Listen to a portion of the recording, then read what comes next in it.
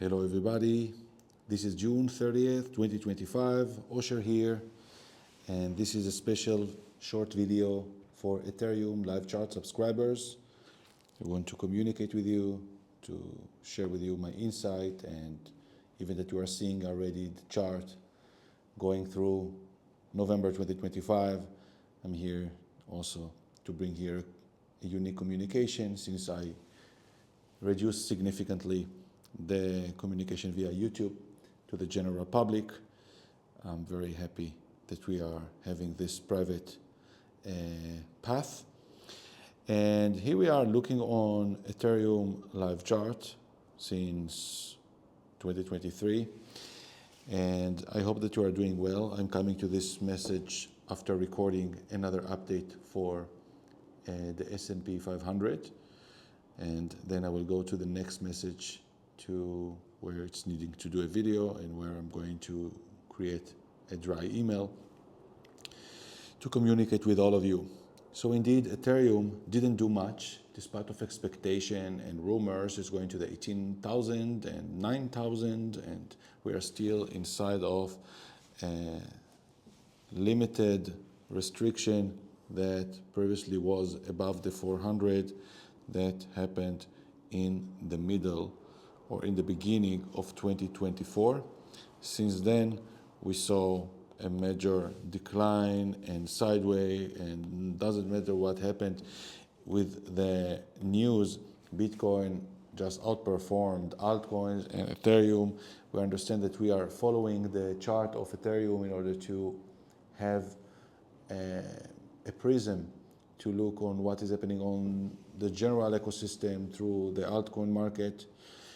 And also BNB is giving us another prism for this unique way. Also XRP is giving us something to see between the both institutional markets and the decentralized world.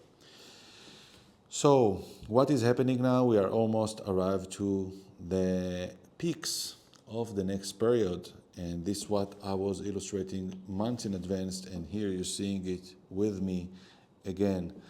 The beautiful, I'm always saying, the general line I'm creating months in advance is giving us averagely 80% accuracy, and sometimes more. Some indices even showed 90% accuracy during the last months, and it's fascinating and emotional for me. And we all remember the period of the eclipse, the last eclipses. Every 6 months we have an eclipse, and the eclipse has a tolerance of 1 month before and after. We can all feel it, and it's come in our personal life, pivotal decision, dynamics, and what is happening during this time has a very important mark. And we knew it in advance that already from the middle of February we will start to feel it until the middle of April, the Pascua time, and indeed market couldn't hold the pressure and the emotional intensity, and we saw just straight line backward, even that before I illustrated the line like this, right? Like any bounce could be in the middle. But even before we had this leg down, somehow in the beginning of March, I already illustrated the optional, if I'm not mistaken, or maybe later. Yeah, once we arrived to, yeah, it's difficult to remember when I corrected anything because this was the original line, yeah. But finally, market came back to this, and I added this line once we were already around the 1700. I remember even those posts. I was telling you this is the bottom. Buy it now because it's going to almost double, and indeed it's doubled in very short time. We also what happened since April, the area of the even 1400, and it's just doubled itself almost to the 3K. And it's like what's happening in the casino of the market with so many new projects. Some of them may grow to something, some are not, but it's like this is the nature of decentralization.